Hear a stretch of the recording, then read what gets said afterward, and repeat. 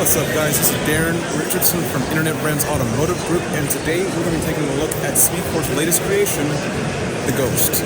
Now, this is a 1970 Dodge Charger that has been transformed all carbon fiber. Yeah, I'm not joking.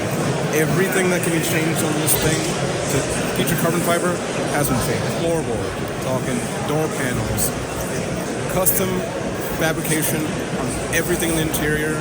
SpeedKore is known for their awesome fabs, and this one doesn't disappoint. Now, we're going to talk to Tom and to Lyle a little bit later to figure out and to really find out a little more details about the vehicle and also the process, thought process, and creativity that came with it. Okay, guys, so we're going to take a first-hand dive in the 1970 Ghost Charger, and as you guys can see, the interior is a beautiful, beautiful, gorgeous, pewter, blue-gray, blue metal gray, carbon fibered everything. You've got carbon fibered center console, truss, body panels are carbon fiber. The roll cage here, as you can see, is hidden way in there. You can't really see it from the outside. That's usually really hard to do. So, yeah, I mean, Corvette buttons here, pretty Corvette style buttons here. Got emergency switch, emergency lever there. Let's go ahead and take a seat in the car. So, as you can see, this thing feels big and small at the same time, and you can clearly see inspiration from the 1970s Charger from way back in the day. Lots of retro switches, the pistol grip gear shifter, which is also carbon fiber, and it is indeed a 6-speed. Lining here is clearly you can't really see it. The lining here is plush like leather, but underneath is carbon fiber. The gauges here look phenomenal. Touch points are outrageous. The steering wheel is it's not exactly like the Charger style of steering wheel where it's rather big and bulky, but I like that because it makes it sporty. And of course, you've got your lights and your wipers in that OE style, and of course Chrysler badge, if you can see that. Yeah, the thing is awesome. Carbon. It's amazing, super amazing. If you look at this car and you're not amazed, if you're not in awe just from looking at it, sitting in it will definitely change your mind right away. So, Tom, this beautiful monstrosity of a Charger. You guys love your Chargers, and I love that. Your 68s, your 69, I believe. Your 70s, tantrum, hellacious. They're all carbon fibered out, and you guys are known for your fabs. Like, you guys are pretty much world industry leading for that. Yeah. So tell me a bit about this, because this is a brand new approach to what you guys have done in the past, with all being all white carbon fiber. Ghost, as we call this car, is a 70 Charger. It's built on a SpeedKore frame that we build in-house. It's a 2x4 design frame. We run all the fuel and oil lines internally in the frame. This car has the most carbon content of any build we've ever done. So as you look at it, the complete exterior is carbon fiber. The floor of the car is carbon. The wheel tubs are carbon, and what's unique about this one is that the tail panel is all carbon fiber, and that's the first one that we've done and that we're aware of. We were kind of tired of trying to adapt an original tail panel, so we decided to make tooling and create our own. The other real change to this car is that it's painted. Right. It's a painted carbon car for us, and this is a private commission build.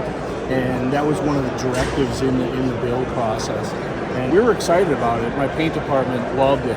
This is an alpine white exterior with satin carbon features. The interior is all satin carbon, a blue jean blue leather interior. Wheels are from HRE. They're the 101 model, and those are 19x9 fronts and 20x12 rears. The brakes are from Brembo. The seats are Recaro GTs, and all the interior trimming was done by Manda Marie Upholstery in Neenah, Wisconsin. The engine and driveline, we have a 6.2 liter Hellcat crate motor in there. And it's a stock motor. We modified the tune a little bit, but on regular pump gas, it makes about 660 foot-pounds of torque and about 665 horsepower at the wheel. Stance is everything to SpeedKore. Front suspension is Detroit Speed. The rear is SpeedKore 4-link, a full range of travel on the suspension of the car. Really? Yeah. So all preload everything? Correct. Wow. The frames in the bracing in the doors is all carbon too. Holy shit. So that pistol grip gear shifter, that's very, very typical of Mopars, especially back in the 70s, you know. Smaller steering wheel, I believe, is actually not typical of Mopars, but I prefer smaller steering wheels, so A+ on that. The center dial and the center console here, both switches are just, they're just an awesome touch.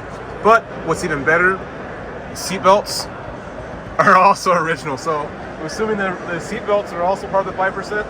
Yeah. Yeah. Yeah. Well, that was something that we just loved. Yeah. Loved it. Yeah. We're like, all right, because you wanted 3-point. Right. And yeah. we're like, well, we're going stock. He's like, love it. I'm like, cool. But the car actually comes with 4-point too. Oh, okay. Yeah. You notice there's a harness bar back here. Yes. Yeah. So If you want to add it later, yeah. Absolutely. Yeah. That's awesome. Then I'm assuming this is a door release, an emergency release. Yep. Yeah.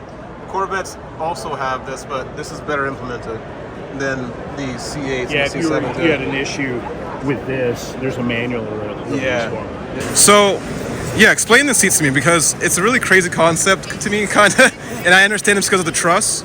Yeah, correct. So the truss that we see here ties into a cross member that's part of the whole roll cage. And then you can see it's supporting the transmission cross member right there, those two bolts. Oh, that's a cross member. And then it goes all the way to the rear and ties into the rear cross member. Interesting. And then there's another piece that comes off the side of that and ties into the outer frame rail. And that's what the seats are resting on. So the seats aren't resting on the floor, it's resting on the whole, what we'll call an exoskeleton. This piece here, the metal piece here, that's coming from the actual frame of the car? Yeah, it ties in right out here, so it flanges up out there. Wow. So it's bolted along there and then bolted there. So what was the inspiration for that? I mean, has that been done before? I've never seen that before. So we had done it on some other projects. Yeah. For sure. The idea behind it started out aesthetically. Then we started getting into it and said, well, there's a practical side to this.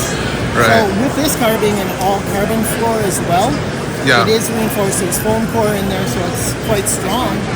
But having the seats tied in like that just creates a stronger structure for us. When we designed it, it's all done in CAD. Yeah. We scan the whole interior of the car, Yeah. exterior as well. So Right. we can make sure that it fits. The driveline, it starts about here, I'm assuming? So as far as the rear of the transmission to be right about there. Yeah. So drive shaft there, back to the rear end. Got so it, it is a got it. single drive shaft. It's Cool, not a split cool. shaft. And it's all carbon fiber, huh?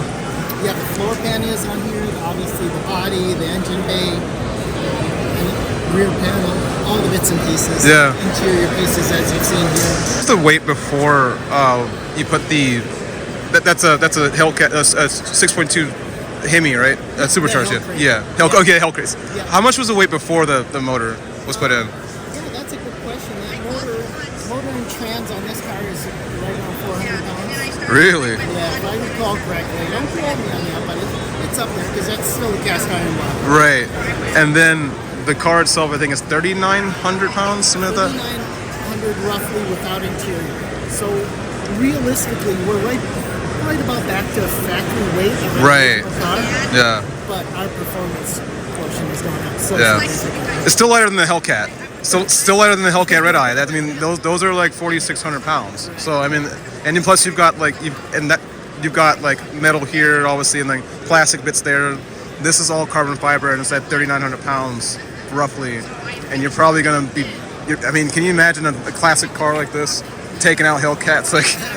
like So the frame frame is something that we design and build in-house, so we accomplish all the geometry goals as far as handling, roll center, and then our track with front and rear, which are really important for the handling Right. as well. So I'm assuming the track of the car, the track of the car is actually roughly the same. I'm assuming, right? Right. Much more rubber underneath. That's 345 on the rear, 265 on the front.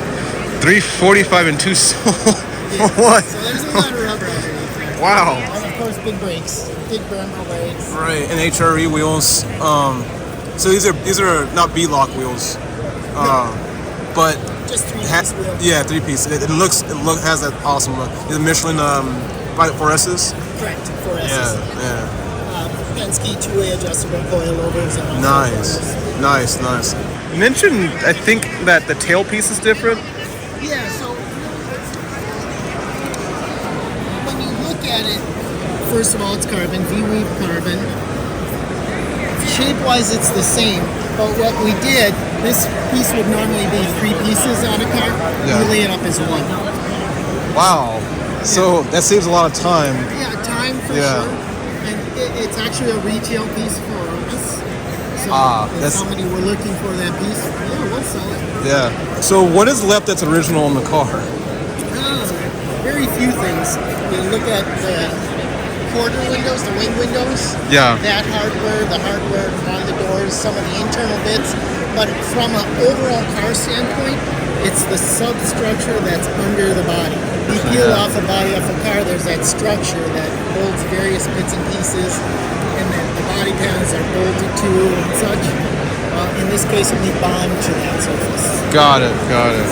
And then the Vintage, which is obviously. Yeah. Right. But otherwise, that's pretty much near the end. Well, thank you so much, Lyle. Appreciate it, man. Absolutely. Thanks for coming by and having some interest. Yeah, definitely.